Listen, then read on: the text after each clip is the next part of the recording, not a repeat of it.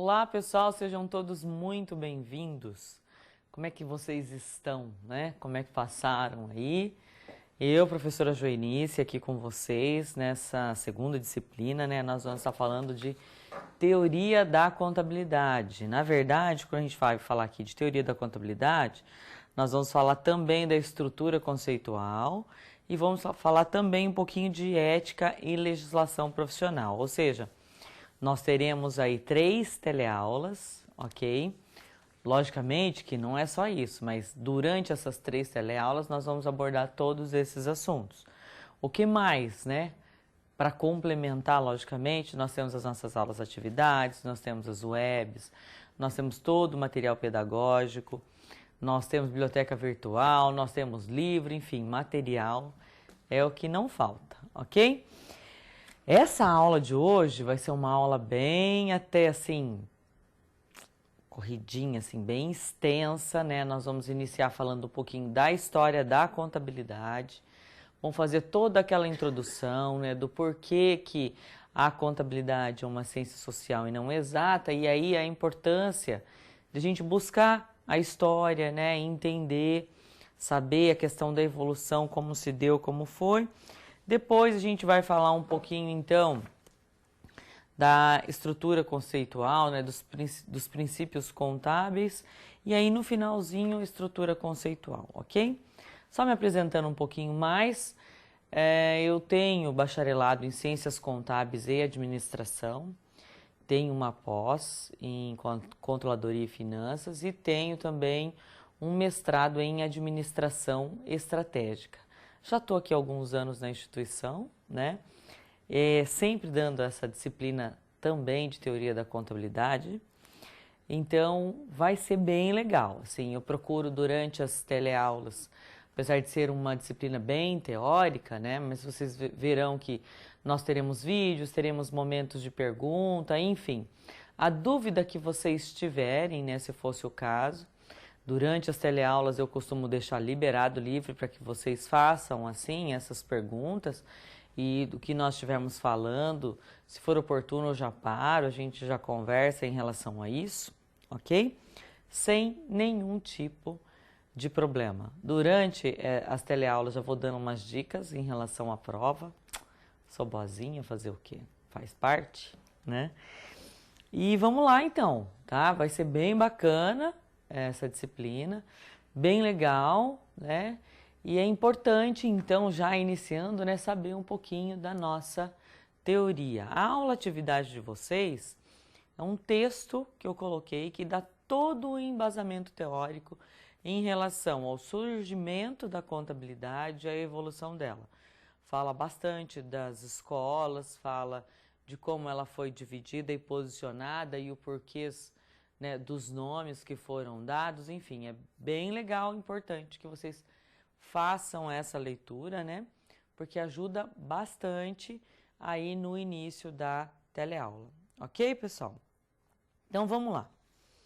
Essa aula 1, História e Evolução da Contabilidade, Princípios Contábeis e Estrutura Conceitual. Vamos falar um pouquinho dos objetivos, então, da nossa disciplina. Vamos lá para o 4? Olha só. Principais objetivos: abordar a origem e evolução histórica da contabilidade, analisar os objetivos e princípios que norteiam a contabilidade, explorar as definições e critérios de avaliação de ativos e passivos, isso nós vamos falar na segunda teleaula, explorar as definições e mensurações de receitas e despesas. O que mais, pessoal? Vamos falar também de patrimônio líquido, enfoques de pesquisa em contabilidade. Isso aqui é bem legal porque dificilmente a gente, ou vocês vão ver no dia a dia, né? Essa questão dos enfoques da pesquisa em contabilidade e também das metodologias da pesquisa em contabilidade, ok? O que mais? Isso aqui a gente vai ver na aula 2, tá? Abordar a ética profissional explorando o código de ética e analisar a legislação profissional contábil. Então, esses 2 últimos pontos aqui, a ética, quando a gente falar de ética, né, por conta do código de ética e da legislação profissional, nós vamos entrar bastante em alguns links e eu vou acompanhar com vocês, né? Vocês vão acompanhar comigo. Na verdade, alguns links onde nós vamos entrar na internet, já vamos ver o código de ética, onde vocês fazem as buscas, ok? Porque a gente tem tudo na internet hoje. Temos na biblioteca virtual, enfim, mas assim, a qualquer minuto ou qualquer horário que vocês quiserem, tá lá à disposição de vocês, tá? E aí, eu começo perguntando então para vocês, por que estudar a história da contabilidade? Então, nesse nosso primeiro slide eu tenho essa pergunta e já tenho uma justificativa. Vamos lá olhar? Por que estudar a história da contabilidade? Olha só, a contabilidade ela é uma ciência social. Então, estudar a evolução da contabilidade nas mais variadas épocas é prestar um serviço à classe contábil, onde, isso aqui é quase uma filosofia, ó, abrindo no presente, né, as portas do passado, iluminando esses caminhos futuros. Então, na verdade, pessoal, até essa ênfase aqui quase filosófica em relação ao porquê estudar a história e evolução da contabilidade, eu queria que vocês pensassem em vocês, tá? Imagine se vocês tivessem uma amnésia, né? E vocês acordassem aí com 20, 30 anos, enfim, a idade que vocês têm hoje, e sem passado, né? Qual seria a importância das pessoas dizerem para vocês quem vocês são ou de onde vocês estão vindo, o porquê de uma série de coisas, daquilo que faz parte do meio de vocês? Então é mais ou menos isso, é entender os porquês, né? Porque muita coisa, isso a psicologia explica, muito do que nós somos, muito do que nós fazemos e muito das coisas que nós vamos fazer, está lá no nosso passado, né? Muitas das nossas atitudes são formadas aí dentro da nossa personalidade porque os nossos pais eram assim, porque a época em que se viveu era assim, porque o lugar que eu morava tinha muito disso, porque isso foi passado pela minha família, porque a minha família tinha ou não tinha posses, por conta de uma série de coisas que envolvem a nossa vida, a nossa existência. Ou seja, a maneira de como nós nascemos e como nós fomos criados, né? Principalmente, o psicólogo fala em 7 primeiros anos ali, é que vai dar toda a nossa base psicológica e estrutural dali para frente. A questão financeira, ela se desenvolve com o tempo, isso pode mudar, sim, algumas coisas, mas aquela nossa base ética, né? A nossa base de desenvolvimento, ela se deu aí. E na contabilidade vai ser mais ou menos assim, né? Como uma ciência social, e daí o porquê da ciência social, porque ela vem se desenvolvendo com o tempo. E muitos, assim, eu lembro que quando eu escolhi o curso, né, Ciências Contábeis, eu mesmo me questionava, não entendi por que é uma ciência social, tinha que ser uma ciência exata. Porque a primeira impressão que dá é o quê, né? É muito cálculo, muito isso, muito aquilo. E, na verdade, quando agora a gente entendeu um pouquinho mais sobre a história da contabilidade, sobre como ela se desenvolveu, a gente vai entender que não poderia ser diferente. Tem que ser uma ciência social mesmo. O seu desenvolvimento se deu de acordo com o meio, de acordo com a sociedade. O que a gente faz de cálculos, né? Para que, se fosse o caso, se ela não fosse social, ela seria exata, por exemplo, é básico, cálculo básico. Tanto que, por exemplo, estou dando a disciplina de análise das demonstrações contábeis. Gente, leva calculadora. Porque não me importa se estão fazendo o cálculo na unha ou na calculadora. O que me importa é se vocês entenderam o que significa liquidez seca, por exemplo. Análise vertical e horizontal. Qual é o porquê de se fazer aqueles cálculos, né? O que vai mudar fazendo aquele cálculo para o entendimento da organização, ou seja, uma ciência social, sim, tá? E não uma ciência exata. Outra coisa que eu sou questionada pelos alunos é por que teoria da contabilidade só tem ali no 3º semestre, né? Por quê? segundo, terceiro semestre. Por quê? E não no primeiro? Porque é o seguinte, primeiro você tem embasamento, você tem que ter todas as disciplinas bases para você entender o que é aquilo.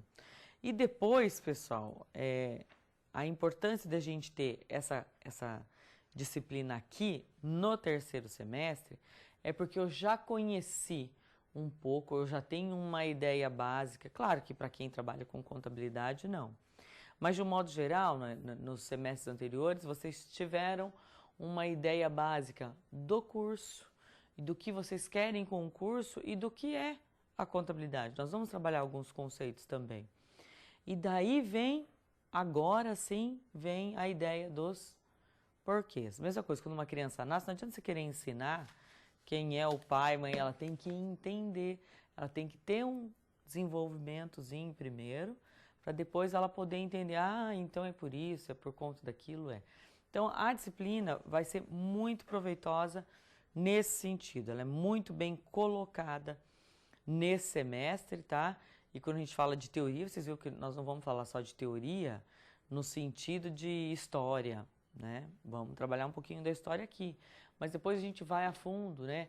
Ativo, passivo, como se mensura esse ativo e passivo, os porquês, os princípios contábeis, sabe? Então, é bem bacana mesmo e vai passar rapidão, tenho certeza disso, ok? Então, vamos lá. Qual a origem, então, da contabilidade? E quando a gente fala da origem, aqui vocês vão ter que dar uma viajada, assim, sempre no bom sentido, sabe? E quando eu falo viajada, na questão de tentar se posicionar na época, né? O porquê que eles consideram tantos mil anos antes de Cristo, ok? E por que daí vocês vão entendendo essa evolução, né, da ciência social, ok? Vamos lá para o quadro, olha só. Ela é tão antiga quanto a própria história da civilização. Será que é um exagero? Não é um exagero, vocês vão ver que não é um exagero, tá? Como é que a gente sabe disso, ou como é que a gente identificou que ela é tão antiga quanto a própria história da civilização? Por exemplo, algumas pinturas em cavernas já são alguns indícios de que ali já estava acontecendo alguma coisa de contabilidade. Será, professora? Sim. Aí nós temos os primeiros sinais, tá? Uruk, 8.000 anos antes de Cristo. Eu já vou falar um pouquinho mais sobre as tábuas de Uruk aqui para vocês. A questão dos impostos também nos ajuda muito a dar essa ênfase em relação a essa contabilidade. E aqui os impostos eram bem cobrados aqui na Babilônia 2.000 anos antes de Cristo. Aí teve a necessidade de proteção e posse, que também auxiliou na questão da origem e desenvolvimento da contabilidade, organização da agricultura e pastoreio, e aí a ligação mais clara, né, da contabilidade com o comércio. Então vamos falar um pouquinho sobre isso. Então, viajando lá, falando assim, olha, pinturas em cavernas. Quando fala que é tão antiga quanto a própria história da civilização, então alguns historiadores eles dizem o seguinte, olha, lembrem, por exemplo, lá no Egito, né, que vocês tinham lá o pessoal vê em pirâmide, né, faraó ou naquelas pedras desenhadas, tinha as pessoazinhas desenhadas e de repente alguns boizinhos, enfim, né? Tá contando a história dele. Tá. Mas, por exemplo, a questão da contabilização. Como é que eles... a gente sabe que o objeto da contabilidade é o patrimônio, né? O historiador pensa assim, se ele estava registrando ali que ele tinha tantas cabeças de boi, né? Era uma forma, de ele dizer assim, olha, eu estou registrando o meu patrimônio, né? Estou fazendo meu controle de estoque, isso aí seria um pouco demais, né? Para controle de estoque. Mas, enfim, eu estou tirando uma foto, eu estou fazendo um raio-x ali do que eu tenho. Então, a partir do momento que a gente entende que o objeto da contabilidade é o patrimônio E se o meu patrimônio eram a agricultura que eu tinha e umas cabeças de boi, e eu fiz isso nas pedras, isso poderia ser, de certa forma, a gente poderia considerar como um registro contábil. Aí você fala assim, nossa, a professora falou de viajar, mas viajou legal mesmo. Gente, é aí onde eu falo para vocês se posicionarem naquela época. Pensa comigo. Tantos mil anos antes de Cristo, tinha caneta? Não. Papel? Não. Livro? Não. Computador? Nem se fala. Como que eles faziam esses registros? É desenho no chão, amarrado no matinho, desenho nas pedras, tá? E o que realmente firmou muito isso e deu essa clareza são as tábuas de Uruk. Isso aconteceu 8.000 anos antes de Cristo na Mesopotâmia. Então, por curiosidade, entrem na internet, ok?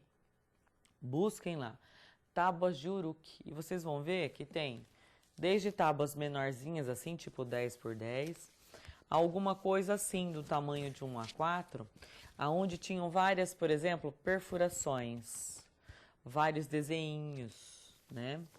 E numa grande sequência. Então, os historiadores dizem que aquele sim, por exemplo, era uma forma de controlar o estoque. Era uma forma dele dizer, olha, eu tenho isso, dele estar contando.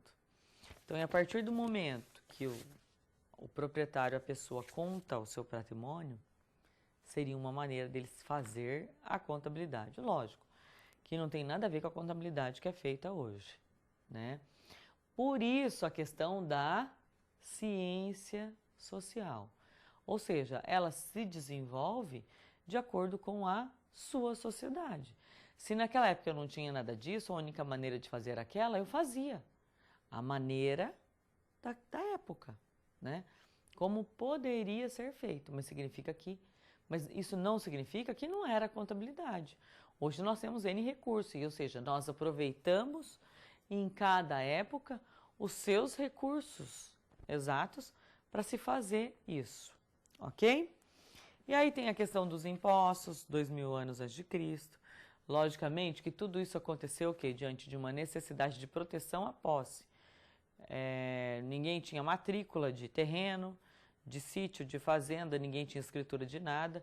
Então o cara tinha que demarcar, ó, isso aqui que está aqui é meu, sei lá, vou fazer uma cerca, enfim.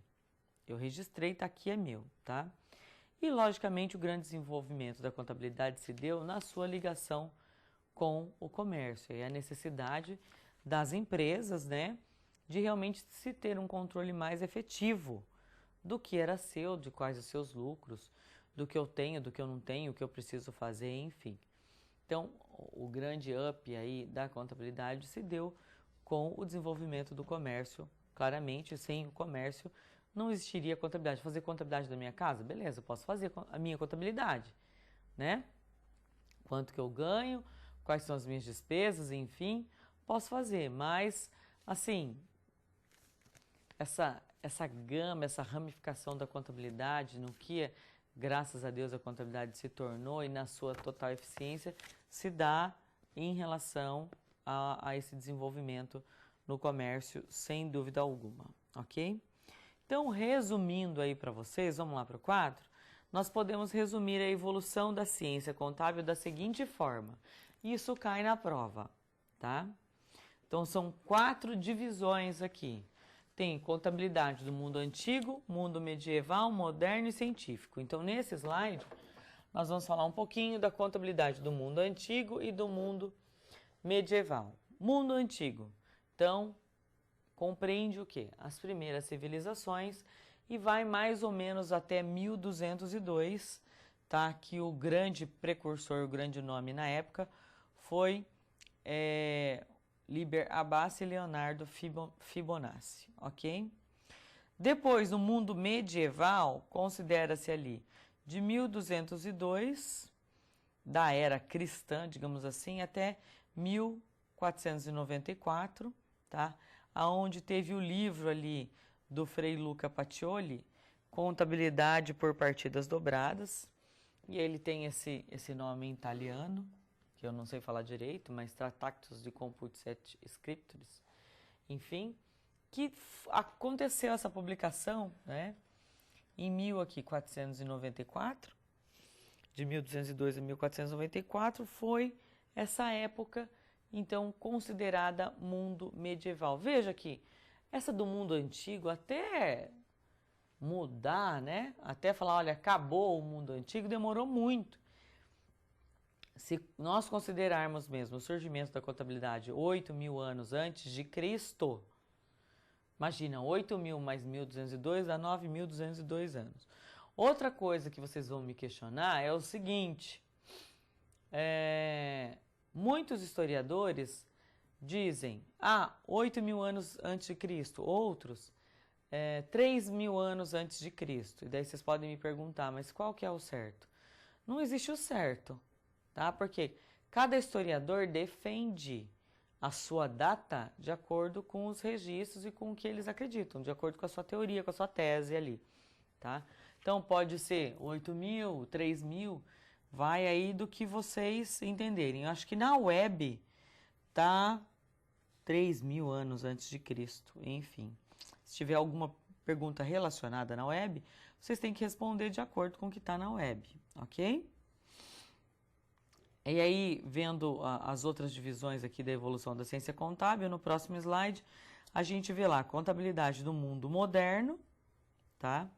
Aonde saiu em 1494 a obra La Contabilité aplicada na administração privada e pública, que aí no caso o grande precursor foi o Francesco Villa, ok?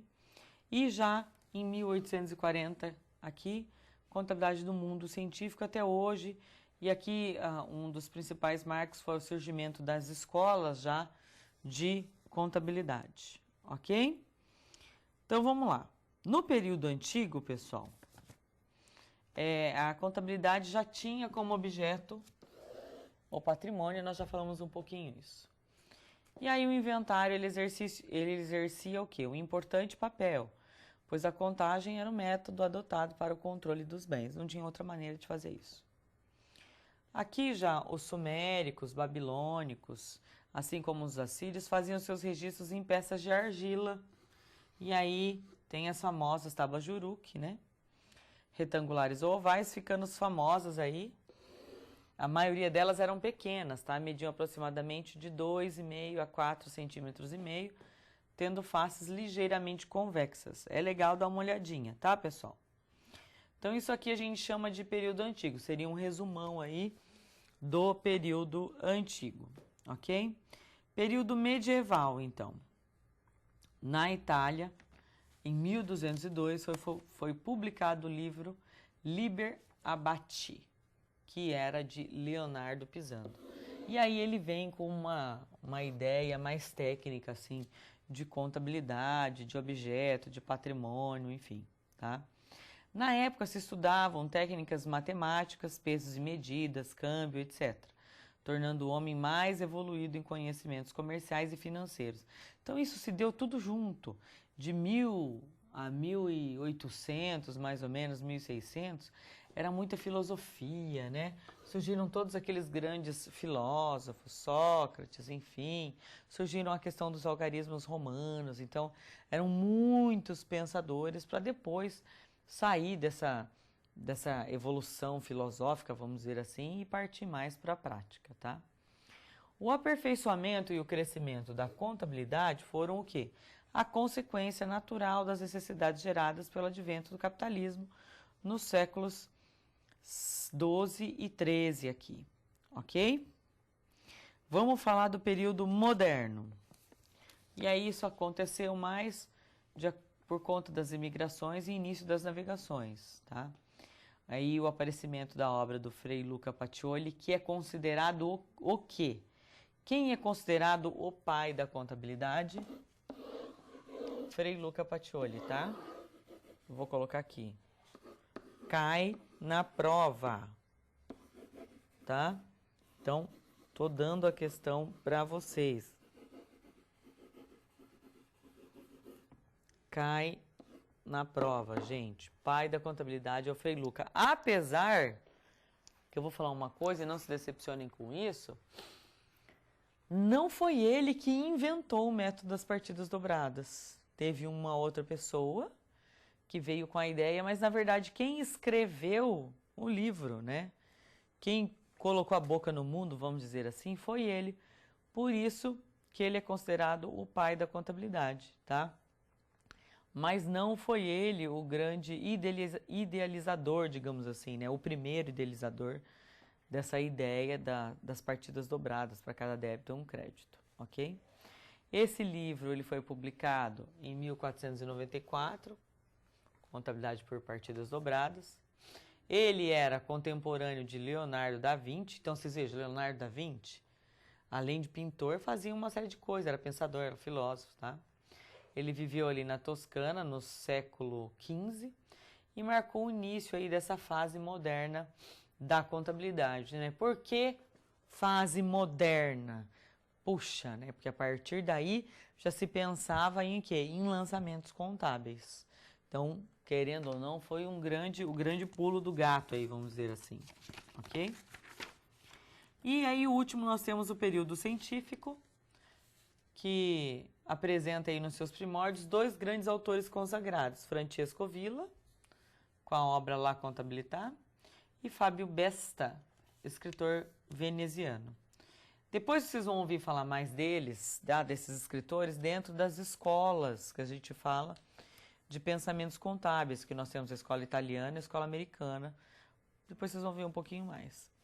E aí sim a contabilidade começa a ser lecionada com a aula de comércio da corte em 1809 na Itália. Para fechar, pessoal, essa parte aqui de introdução à contabilidade, eu vou passar agora para vocês um vídeo, tá?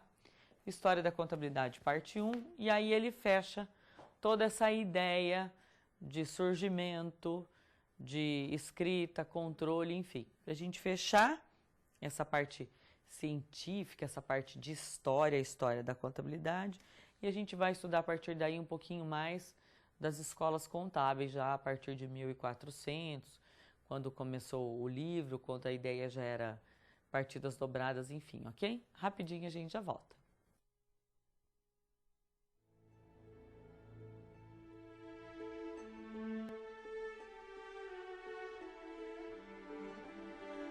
Sejam bem-vindos, sejam bem-vindos. Acomodem-se e preparem-se para conhecer a história do pensamento contábil através dos tempos. Apertem seus cintos, pois vamos fazer uma viagem pela fabulosa história da contabilidade.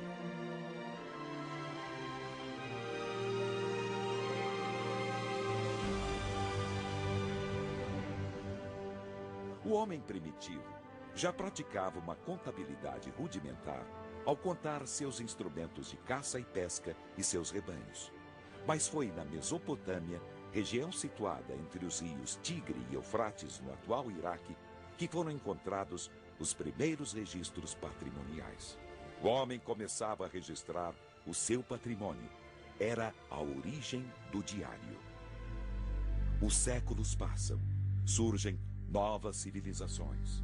Em torno do Baixo Nilo, nas planícies de inundação, a agricultura floresceu e com ela um povo que deixou seu legado até os dias de hoje, os egípcios. O papiro, colhido às margens do grande rio, onde os escribas registravam os movimentos, eram os primeiros livros contábeis. Dos portos de Tiro e Sidom, os fenícios navegavam pelo Mediterrâneo, expandindo sua rede de comércio. Foram eles os primeiros a desenvolver as trocas em bases monetárias e simplificaram os registros por símbolos. Da Península Itálica vieram os romanos. Nascia o maior e mais desenvolvido império da antiguidade, que se expandiu por toda a Europa, norte da África e Oriente Médio, conquistando povos e nações, levando a paz romana e o que se pode chamar de um sistema jurídico de contabilidade organizado. Mas impérios nascem, crescem e morrem. E com Roma não foi diferente. Hordas de bárbaros invadiram a península. Os sons das batalhas ecoavam por todos os rincões. Era a queda do Império Romano.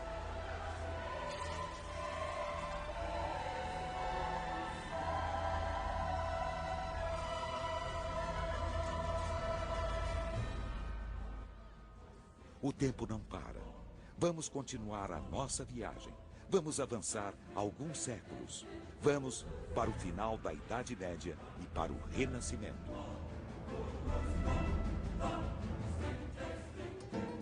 Os árabes, ao invadirem a Península Ibérica, trouxeram obras manuscritas de contabilidade que muito influenciaram o comércio na velha Europa.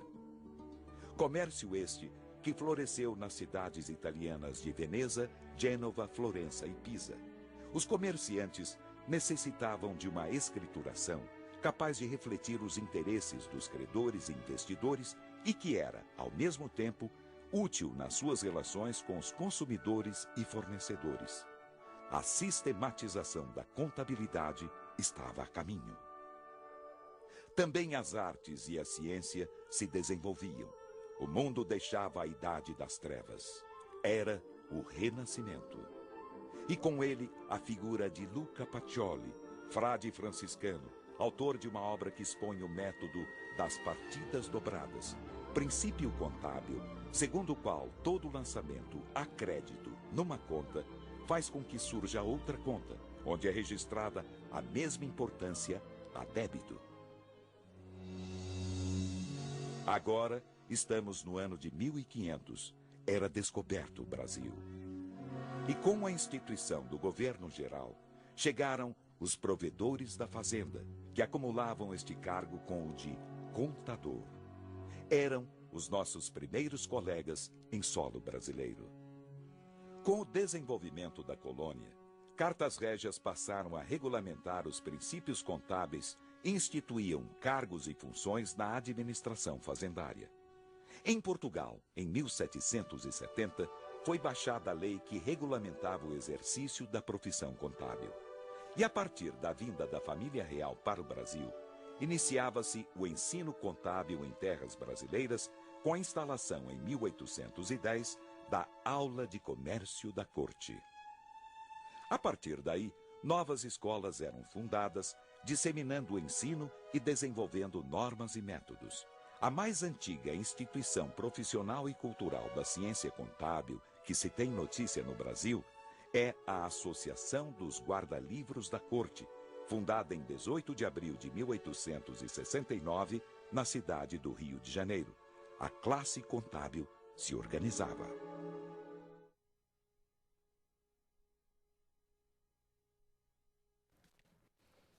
E aí, pessoal, vocês viram aí como aconteceu, né? Na verdade, nós finalizamos aí, né? O vídeo mostra muito bem essa questão de como aconteceu, até um pouquinho mais do que a gente falou, a questão da corte, enfim. Paramos por aí a questão da história da contabilidade. Agora vamos olhar um pouquinho mais sobre as escolas, tá? E vamos dizer aonde que elas surgiram. Então a gente vai começar aqui mostrando a partir de 1400. Vamos lá para o quadro? Olha só, então 1400 ali já era considerado período moderno, tá? E aí surgiram, junto com toda essa evolução que vocês viram, a origem das escolas de pensamentos contábeis. Nós temos duas escolas que se destacaram, tá? Escolas europeias e escola norte-americana. Então, dentro, por exemplo, das escolas europeias, nós tivemos algumas correntes de pensamento, tá? Então, vamos lá. Na escola italiana, ou europeia ali, como a gente viu, houve o desenvolvimento de várias correntes de pensamento. Então, nós temos contismo, personalismo, neocontismo, controlismo, aziendalismo, patrimonialismo. Cada corrente de pensamento tem um porquê. Por exemplo, aqui, o surgimento das contas. No personalismo, o personalismo dessas contas, ou seja, as contas passaram a ter nomes e assim por diante, tá? Por exemplo, aziendalismo, o foco eram nas aziendas, que na verdade aziendas eram chamadas eram as fazendas na Itália, tá? O porquê? Patrimonialismo, começou a se desenvolver o patrimônio. Enfim, exatamente cada corrente de pensamento dessa, vocês têm lá na web, ok? Vocês têm material para isso. Eu dei um material para vocês que fala um pouquinho mais em relação a cada uma delas. É interessante vocês entenderem um pouquinho mais, ok? Cada corrente de pensamento, mas basicamente é isso que eu falei. Cada corrente aqui tinha o seu precursor com uma tese, vamos dizer assim, olha, e daí o porquê, né, e como foi se desenvolvendo a contabilidade. Ah, surgiu as contas. Ah, o fulano de tal disse que para fazer a contabilidade era interessante fazer as contas. Então, aquele período, aquela corrente de pensamento ficou ali conhecida como contismo, por exemplo. E assim por diante, tá? A escola italiana, pessoal, ela é conhecida como de muita teoria. E aí vocês vão entender melhor quando a gente estudar agora a escola norte-americana. Então, olha só, norte-americana. Ela surgiu, olha só, em 1887. Então, vocês vejam que foram 400 anos ou mais ali de pensamentos filosóficos, né, pelas escolas europeias e italianas. E tá, e teoria, e conta, e patrimônio, e vamos personalizar essas contas, e as vendas, enfim. Mas a escola norte-americana, aqui em 1887, ela veio com a ideia o quê? Vamos colocar em prática todo esse converseiro desse pessoal, entendeu? Então, o objetivo era de qualificar e padronizar a contabilidade. E, logicamente, com a menor criação de teorias e sim uma maior aplicação da prática. Vamos partir efetivamente para a prática. Vamos ver o que precisa ser feito.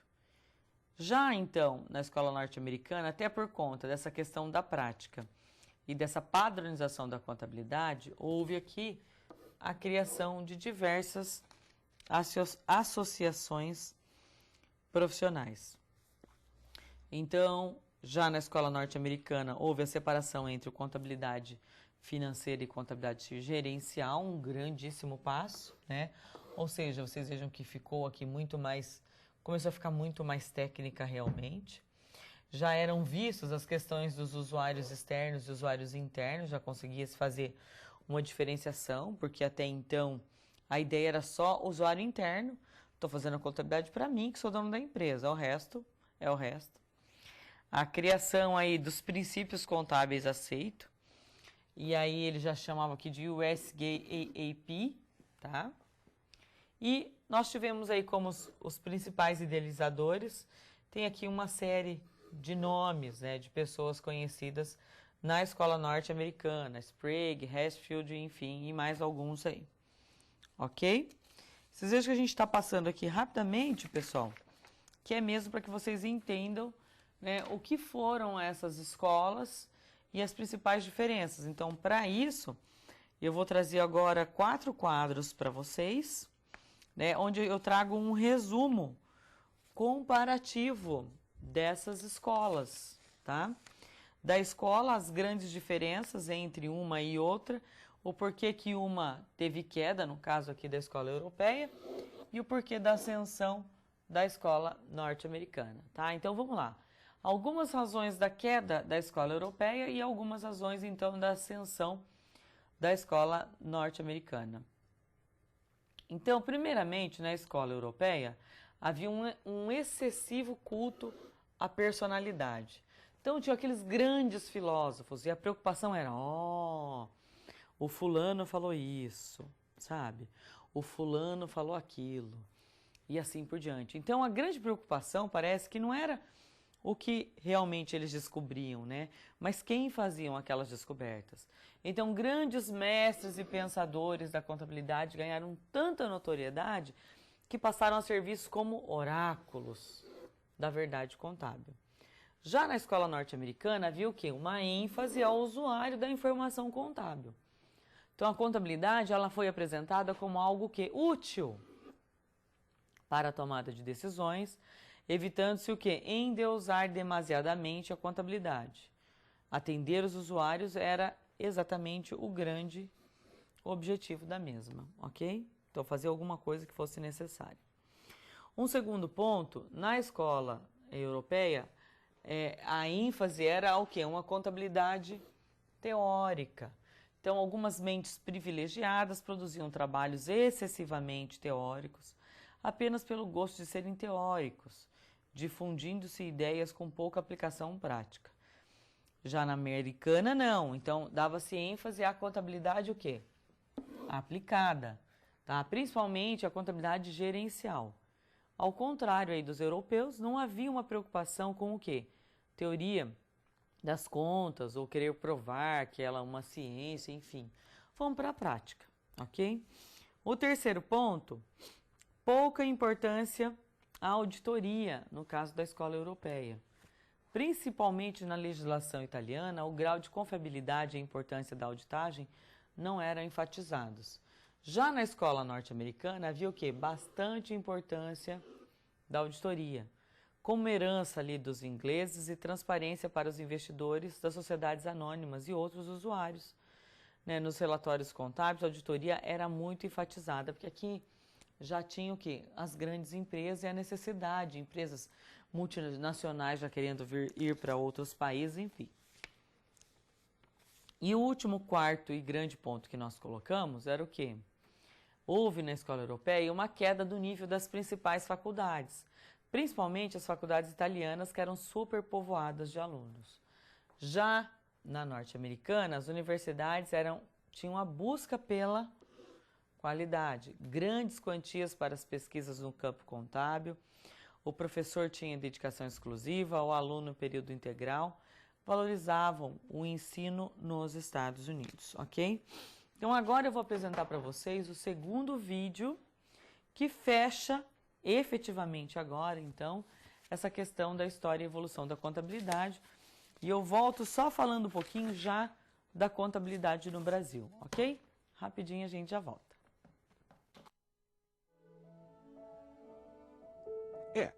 Mas para chegarmos ao ponto que estamos hoje, muita água correu, isto é, muitos anos se passaram.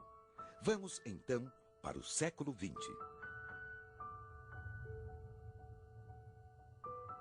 Em 1905, os diplomas da Academia de Comércio do Rio de Janeiro e da Escola Prática de Comércio de São Paulo eram reconhecidos como oficiais. De lá para cá, observa-se uma história de lutas, com a fundação de associações profissionais, sindicatos e institutos. Em todos estes organismos estava o fio condutor que levaria à criação dos Conselhos Federal e Regionais de Contabilidade. Em 1924, realizava-se no Rio de Janeiro o primeiro Congresso Brasileiro de Contabilidade, que foi enfático ao recomendar a aprovação de uma lei para regulamentar o exercício da profissão. Mas para chegar a este objetivo, foi preciso uma grande luta em que não faltaram idas e voltas de projetos que eram apresentados e não apreciados. Finalmente, o presidente Eurico Gaspar Dutra, através do Decreto-Lei número 9.295/46, reconhecia uma das profissões mais antigas do Brasil. Devemos tudo isto à tenacidade de homens como o professor Francisco Dáurea, o professor Frederico Hermann, o senador João Lira, o professor Hilário Franco e outros que, com seu trabalho incansável, ajudaram a consolidar a profissão.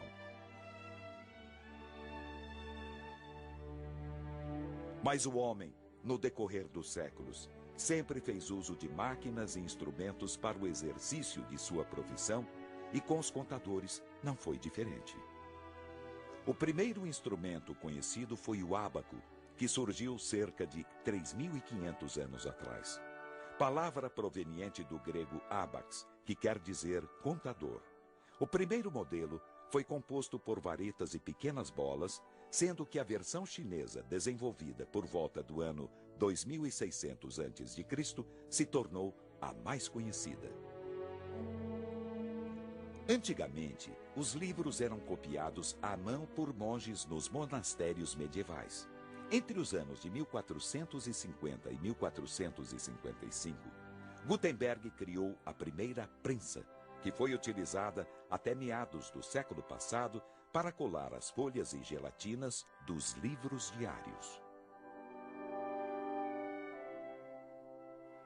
A primeira máquina auxiliadora de cálculo apareceu em 1642 com o francês Blaise Pascal. Ao longo dos anos, o aparelho foi sendo aperfeiçoado, Mas só em 1901 que Holcomb Ellis construiu a famosa máquina Ellis, precursora da máquina de contabilidade. Datilógrafo ou mecanógrafo. Este é o nome técnico da máquina de escrever, inventada em 1714 pelo engenheiro inglês Henry Mill. Em 1938, coube ao americano Gilden idealizar o primeiro modelo realmente viável, que foi industrializado a partir de 1873 nas oficinas da empresa Remington. De lá para cá, sua utilidade se firmou, mas com o advento de tecnologias mais modernas, as máquinas de escrever foram, aos poucos, substituídas por computadores.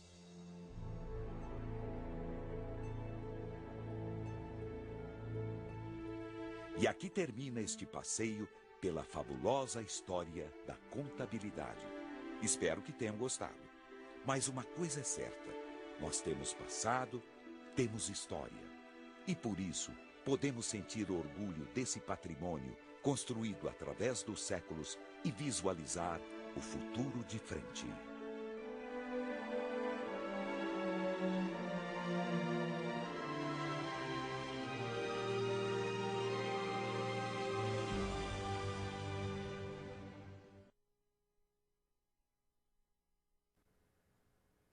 E aí, pessoal, continuando então, vamos falar um pouquinho da contabilidade já no Brasil, ok? Vamos lá para o quadro?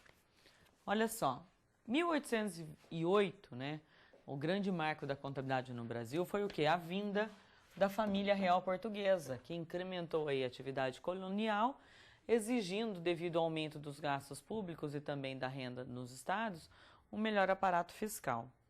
E aí teve a constituição do erário régio, ou Tesouro Nacional e Público, e também a constituição do nosso Banco do Brasil.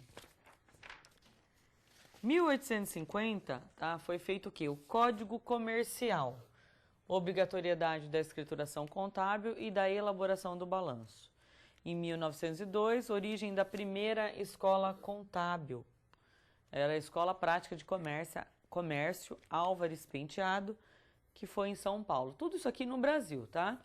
Em 1940, Decreto-Lei 2627, onde nós tivemos aí a primeira lei das SA. 1946, surgiu a Faculdade de Ciências Econômicas e Administrativas, a USP. Ainda em 46, o Decreto-Lei 9295 criou o quê? O Conselho Federal de Contabilidade, o nosso famoso CFC. Em 72, a Resolução 321 do Conselho Federal de Contabilidade fez o quê? Os princípios de contabilidade geralmente aceitos. Em 76, a nossa famosíssima Lei 4.404, que seria a nova Lei das SAs, que está regendo até hoje. Em 81, Resolução CFC 529, Normas Brasileiras da Contabilidade e Princípios Fundamentais da Contabilidade. Então, isso daqui são os principais pontos, tá, que nós tivemos na história da contabilidade. Lógico que nós tivemos uma alteração na lei aí, há muito pouco tempo, né, fazendo o quê? A questão das análises das demonstrações contábeis, né, a internacionalização, enfim, buscando visar um padrão da contabilidade, ok? E nós temos agora uma atividade em sala e eu pergunto o seguinte para vocês. Em grupos aí, né, no caso vocês sozinhos, discutam se a contabilidade atual no Brasil sofre ou sofreu influências das escolas italianas ou da escola norte-americana de contabilidade.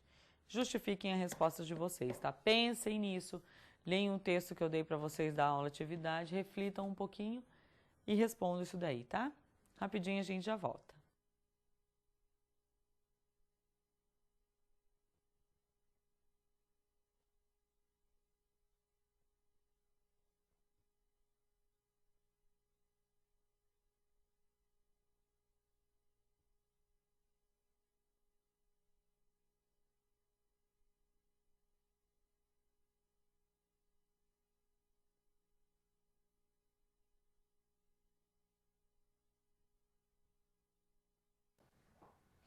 E aí, pessoal, respondendo essa pergunta aí, né?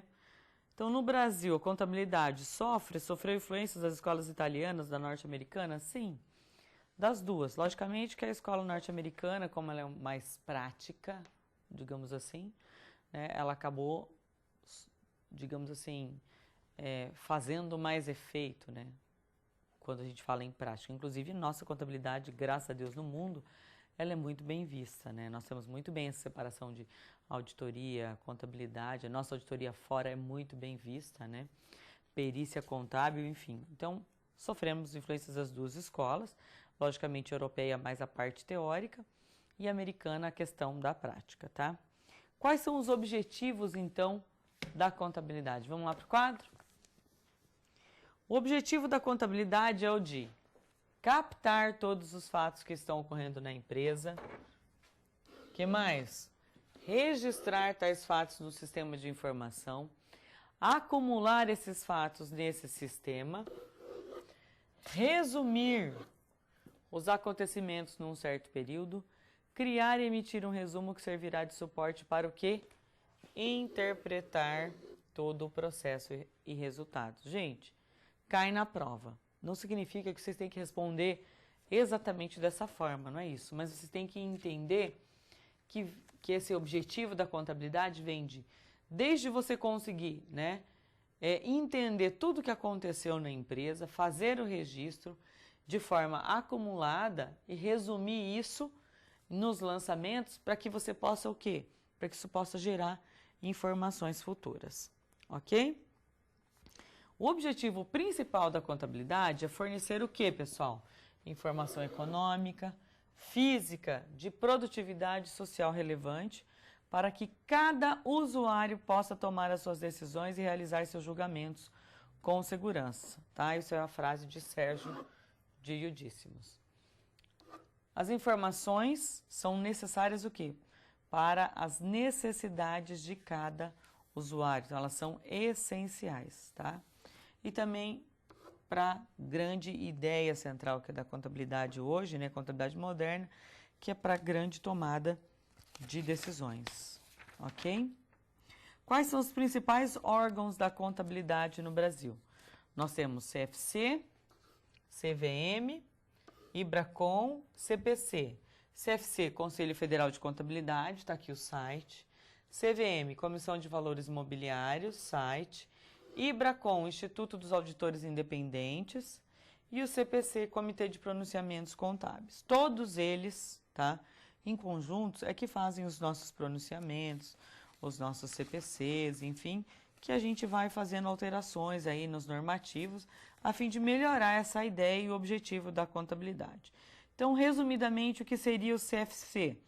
Conselho Federal de Contabilidade, foi criado pelo Decreto-Lei 9295, em 46, e é uma autarquia especial de caráter que? Corporativista, sem vínculo algum com a administração pública federal. Sua estrutura, organização e funcionamento são estabelecidos pelo Decreto-Lei 9295, normatizado pela Resolução 960, que aprova o Regulamento Geral dos Conselhos de Contabilidade, tá? Ele é integrado, pessoal, por 27 conselheiros efetivos, ok? Alguns suplentes. Qual o grande objetivo? Orientar, normatizar e fiscalizar o exercício da profissão por intermédio dos conselhos regionais de contabilidade, cada um na sua base, no seu estado, são os nossos famosos CRC, tá? Ou seja, eles representam os CRCs e, sob forma de conselho especial de tomada de contas, examinam e julgam as contas do CFC, organizadas e prestadas pelo seu presidente.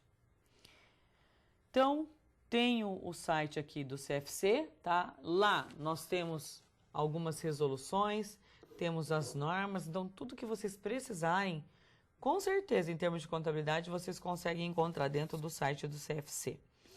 E aí, mais uma atividade em sala, eu pergunto para vocês, o que é o exame de suficiência do CFC? Você conhece mais alguma profissão que possui um exame de suficiência? Pensem aí, rapidinho a gente já volta, pessoal.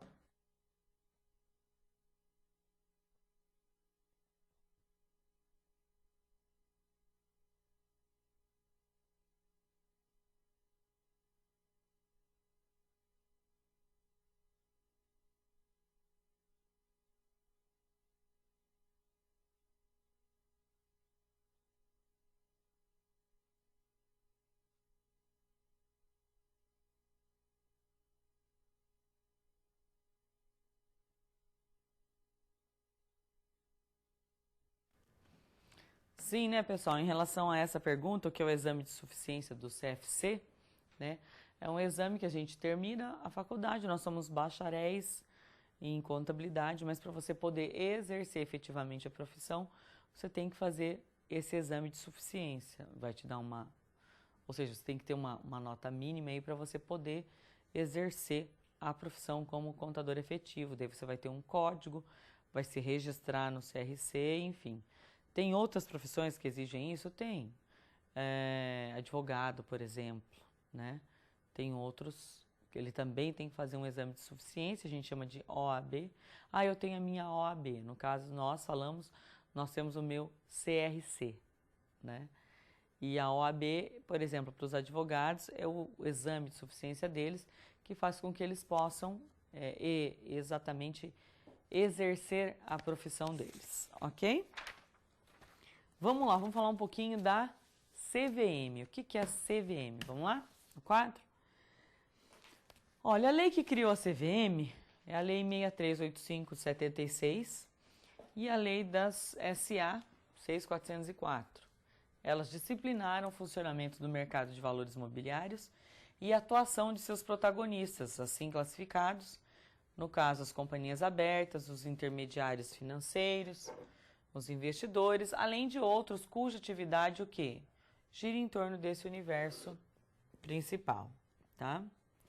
Ela tem poderes para disciplinar, normatizar e fiscalizar a atuação dos diversos integrantes do mercado.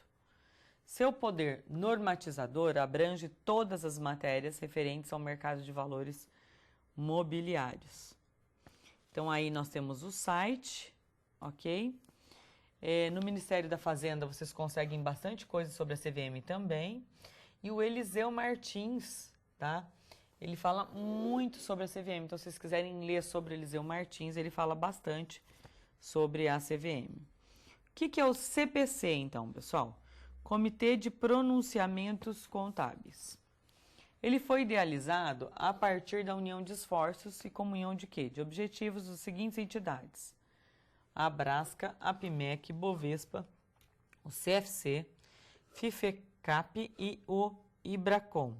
Então, eles entenderam o seguinte: olha, há necessidade de a gente criar um outro órgão, a fim de ajudar a gente nessa normatização, tá? A fazer essas normas, alguém fora do CFC, por exemplo, né? Que possa ser intermediador, que entenda toda a parte do CFC, por exemplo, toda a parte contábil, mas que entenda o nosso lado também. Então, ele foi criado pela Resolução 1055 e ele tem como objetivo o quê? Estudo, preparo e a emissão de pronunciamentos técnicos sobre procedimentos de contabilidade e a divulgação de informações dessa natureza.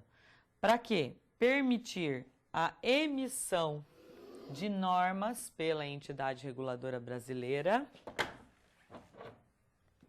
visando a centralização e uniformização do seu processo de produção, levando sempre em conta a convergência da contabilidade brasileira aos padrões internacionais. Isso é bom ou ruim? Alguns autores, eu acho assim, até por um pouquinho assim de amor à pátria, eu diria, né? É uma bobagem, por que a gente tem que ter esse padrão internacional? Mas, gente, eu não acho ruim, não. Eu acho que é bem bacana, na verdade, porque uma coisa é eu ter o meu jeito de fazer, né? Outra coisa é ser reconhecida mundialmente. Então, eu acho que facilita em muito, tá? Eu acho que só veio ajudar aí o reconhecimento da nossa contabilidade, da seriedade da nossa contabilidade fora e até das nossas empresas, tá? Aqui eu tenho o site para vocês e eles utilizam, como efeito de curiosidade aqui, a estrutura física do CFC, tá? Agora, pessoal, a gente vai falar um pouquinho sobre os princípios, né, da contabilidade. Então, os princípios, eles representam o quê? A essência das doutrinas e teorias relativas à ciência da contabilidade, tá? Faz parte o quê? Do entendimento predominante nos universos científico e profissional. Olha só, a partir de 2/6/2010, os princípios fundamentais de contabilidade, citados na Resolução 750 de 93, passam a denominar-se o quê? Princípios de contabilidade, tá? Por força dessa Resolução 1282/2010. Ou seja, mudou aqui a nomenclatura e mudou alguma coisinha só dentro, eu vou mostrar para vocês. São os princípios da contabilidade. Nós temos o da entidade, isso aqui vocês têm que saber, tá, pessoal? Cai muito no exame de suficiência isso aqui. Princípio da entidade, continuidade, oportunidade, registro pelo valor original, atualização monetária, isso aqui ficou revogado, tá? Em 2010, até por conta da nossa situação financeira que melhorou no país. Então, tirou um pouco essa preocupação com a atualização monetária. Princípio da competência e da prudência. Então, vamos ver o que significa cada um deles. Princípio da entidade. Reconhece o patrimônio como objeto da contabilidade e afirma o quê? A autonomia patrimonial, tá? A necessidade de diferenciação de um patrimônio particular no universo dos patrimônios existentes, independentemente de pertencer a uma pessoa, um conjunto de pessoas, uma sociedade ou uma instituição de qualquer natureza ou finalidade, como sem fins lucrativos. Então, por consequência, pessoal, tá? Nesta acepção, o patrimônio não se confunde com aqueles dos seus sócios ou proprietários, no caso de sociedade ou instituição.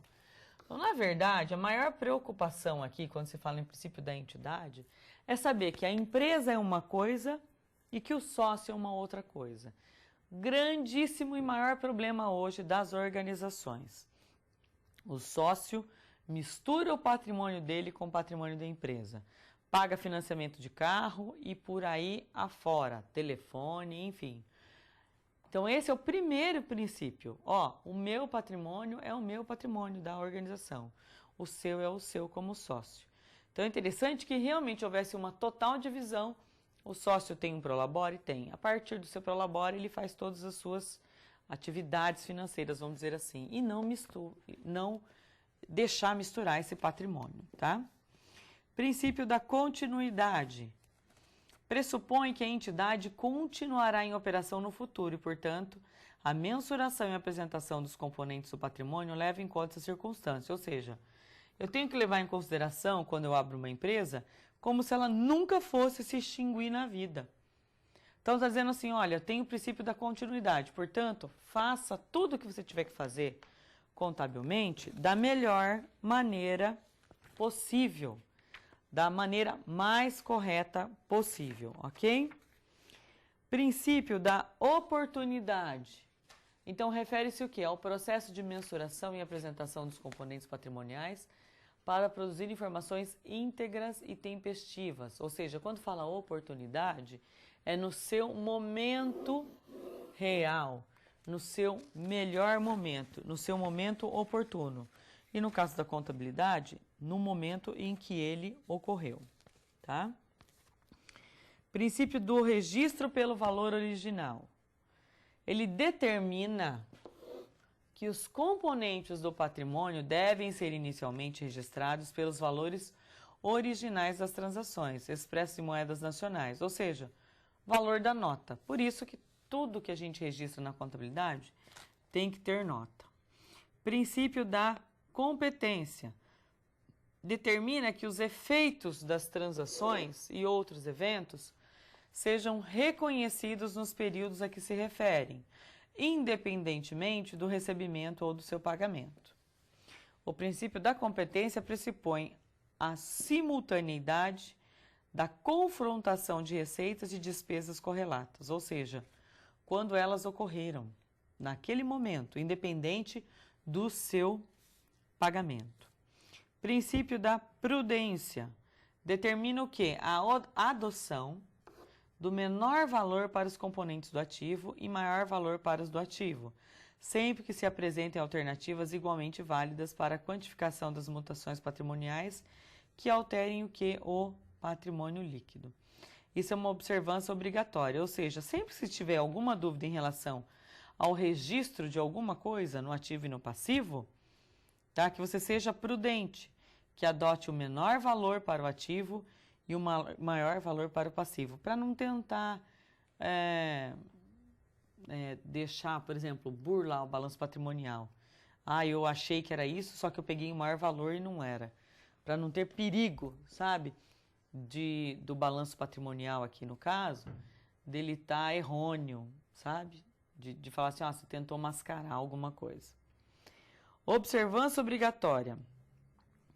A observância dos princípios de contabilidade é obrigatória no exercício da profissão e constitui o quê, pessoal? Condição de legitimidade das normas brasileiras de contabilidade. Por exemplo, o princípio da competência, que exige o registro das receitas e despesas no período que elas ocorrerem, não pode ser substituído por adoção do regime de caixa, onde as receitas e despesas são registradas somente por ocasião de seu pagamento. Resumindo isso daqui, pessoal, está querendo dizer o seguinte, que nós temos os princípios da contabilidade, para vocês entenderem, como se elas fossem os normativos básicos, tá?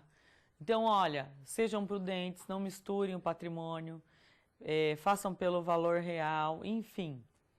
A partir daí, pressupõe-se que, se eu seguir todos os princípios contábeis, tá, eu vou ser o fera da contabilidade. Logicamente, que para que alguém seja realmente bom em contabilidade, a gente tem que estar lendo, se atualizando.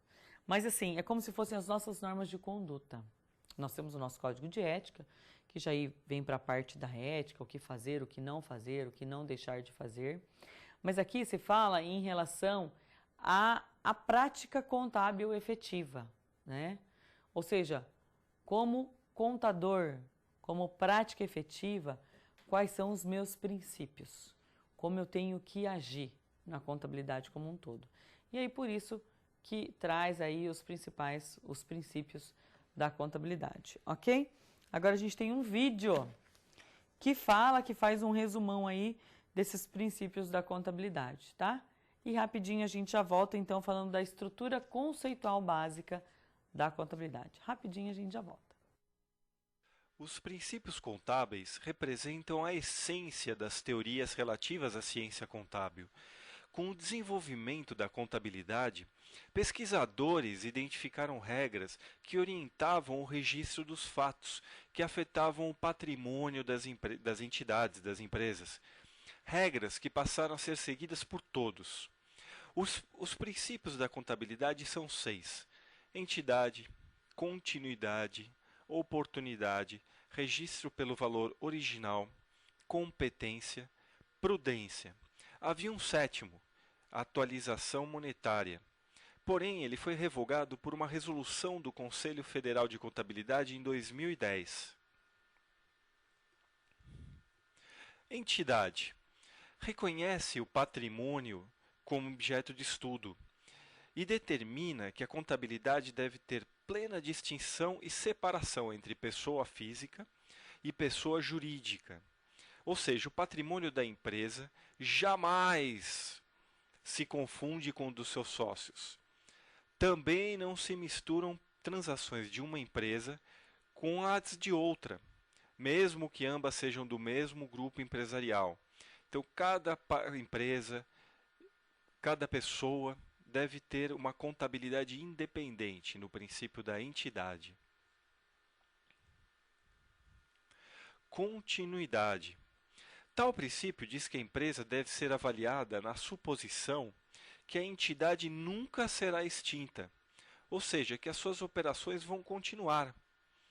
Seus ativos devem ser avaliados de acordo com a potencialidade que tem em gerar benefícios futuros para a empresa na continuidade de suas operações, não pelo valor que se poderia obter se fossem vendidos no estado em que se encontram no momento.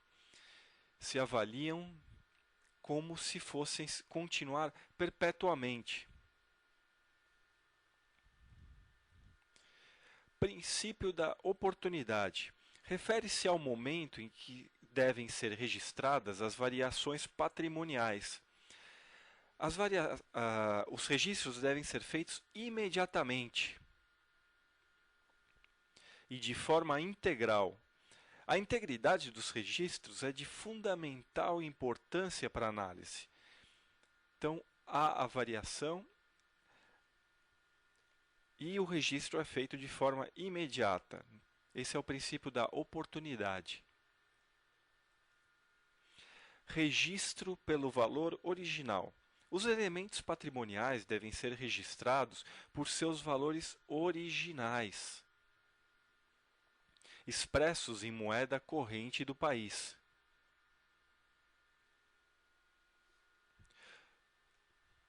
Competência. As despesas e receitas devem ser contabilizadas relativas ao momento de sua ocorrência, independentemente do seu pagamento. Mesmo que o pagamento não seja feito na forma integral, o registro deve ser feito imediatamente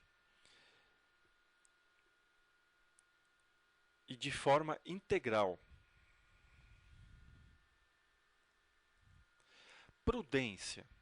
O princípio da prudência especifica que ante duas alternativas igualmente válidas, tanto faz que se faça o registro por este valor ou por este valor, ambos são válidos. O princípio da prudência indica que será adotado o menor valor para os bens. No caso dos bens, o menor valor, dois valores igualmente válidos, e se adota o menor valor. E para os direitos, as obrigações, o maior valor. No caso de obrigações, uma conta a pagar, uma dívida, o maior valor. Para as obrigações ou exigibilidades. Ele baseia-se na premissa de nunca antecipar lucros e sempre prever possíveis prejuízos.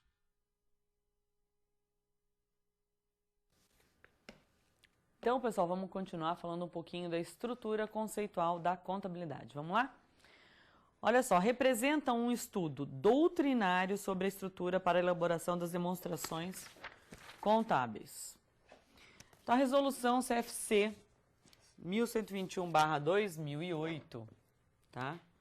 Aprovou a estrutura conceitual para a elaboração e apresentação das demonstrações contábeis. Essa mesa foi revogada e substituída pela 1374/2011, tá? E aí, mais sobre isso, vocês têm aqui no site, por exemplo, tá? www.cosif.com.br.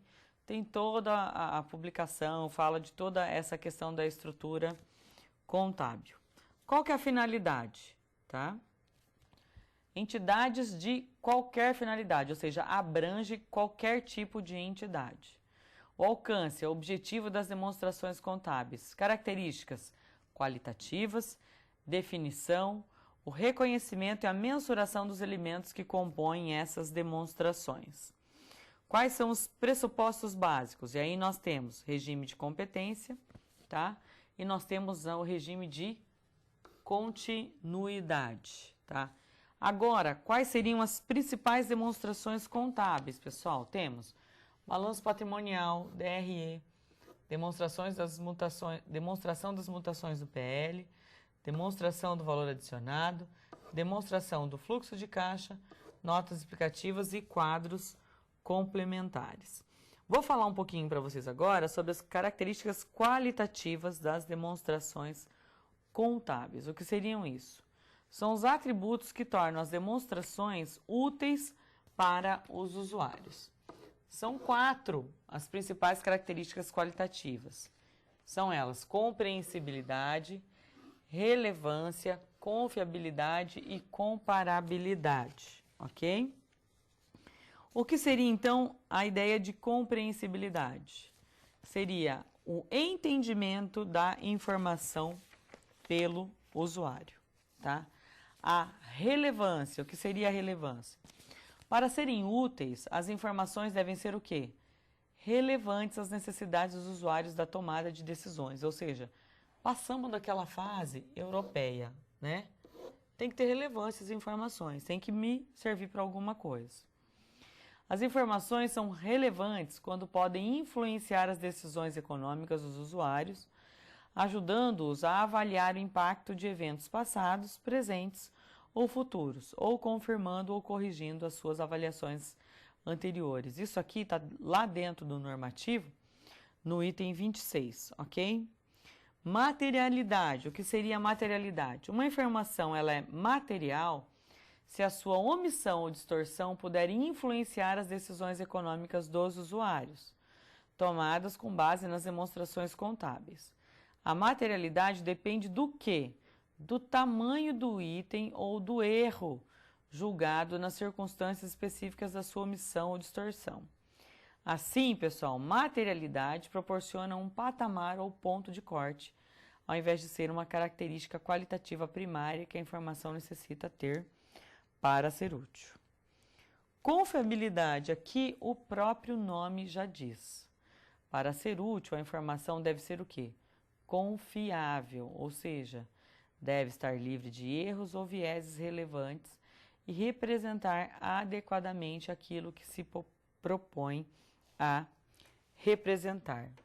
Pessoal, vocês viram aí que é bastante material. Em relação aí à questão das características qualitativas das demonstrações contábeis, se eu não me engano, tem um exercício que a gente vai fazer, acho que na próxima aula de atividade, que eu trago para vocês. Mas o ideal é o quê?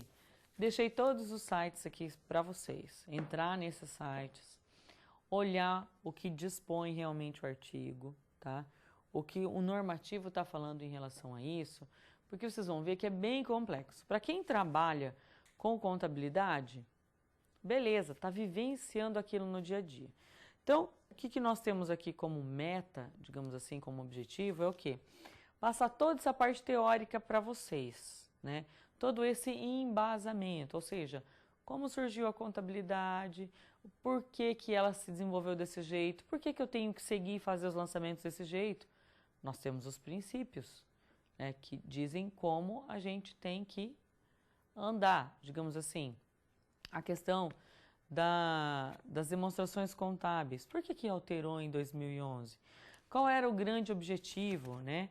Por que eles colocaram assim e deram muita ênfase nas características qualitativas das demonstrações contábeis, né?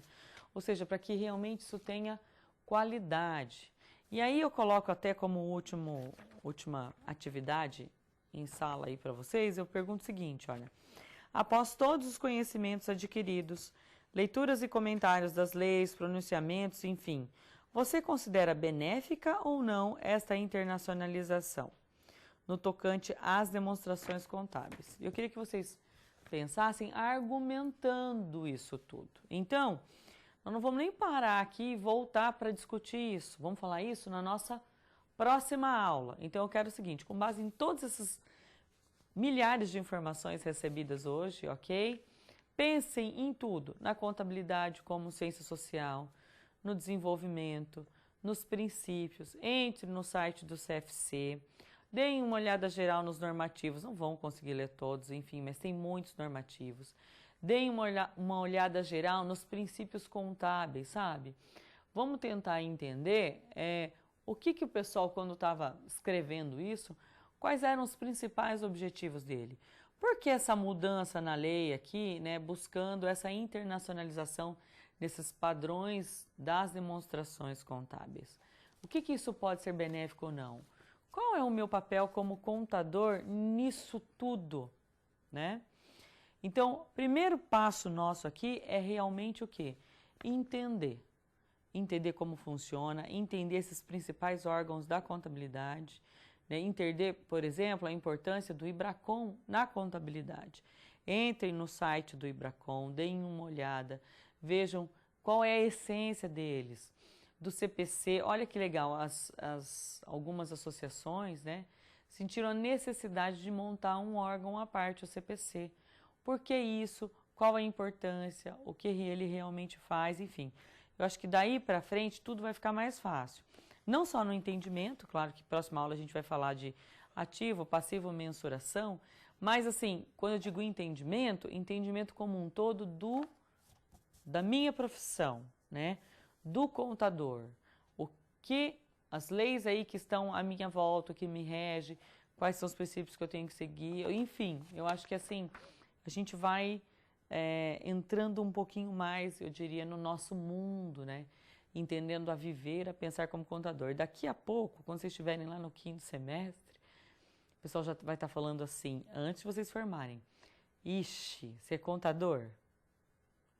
Porque hoje eu vejo algumas coisas, por que você está fazendo isso? Nossa, você pensa como homem, por exemplo, né? O pessoal fala muito, é mais racional. Então nós temos todo um perfil, pessoal, que por incrível que pareça, né, vai fazer parte da nossa essência. E é isso que é legal mesmo, é buscar a essência da nossa profissão, ok? Não que eu tenho que mudar por conta disso, mas vocês vão ver que vai fazer parte, a maneira que vocês vão ter que agir, tem que ser muito correto, enfim, vai fazer parte da nossa vida. E eu acho que assim, essa parte teórica, ela vem muito dizer o porquê disso, né? Fazer a gente entender por que a gente tem que agir dessa ou daquela forma, ok?